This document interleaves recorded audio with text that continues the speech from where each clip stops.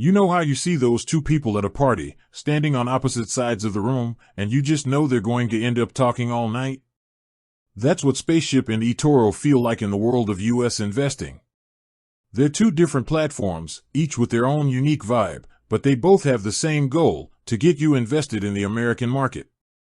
But which one is the right fit for you? Are they even competitors anymore? The big, recent news is that eToro acquired Spaceship. While they'll likely integrate more closely in the future, for now, they largely operate as separate entities with their own distinct strengths. The core difference between Spaceship and eToro is how they approach the investment experience. Spaceship is all about simplicity and a more hands-off, long-term approach.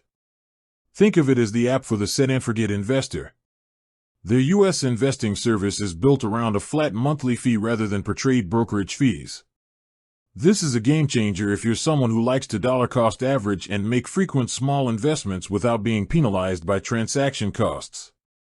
You'll pay an FX fee on each trade, but the fixed monthly cost for unlimited trades is a major draw for regular investors. eToro, on the other hand, is the social butterfly of the two. It's a global, multi-asset platform with a strong focus on community.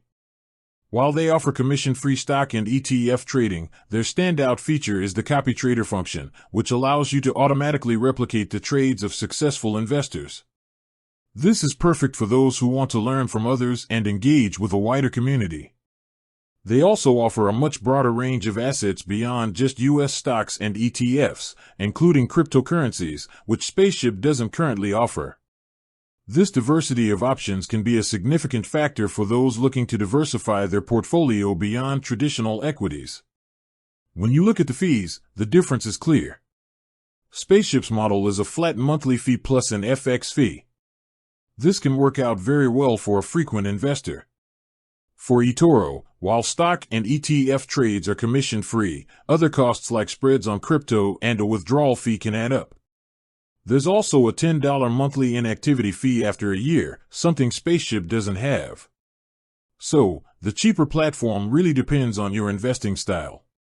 If you plan to make many small, regular investments, Spaceship's fixed fee model might be more cost-effective.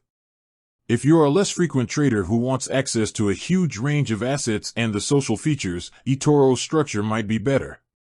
In short, Spaceship is for the methodical, long-term investor who values simplicity and predictable costs for their U.S. stock portfolio.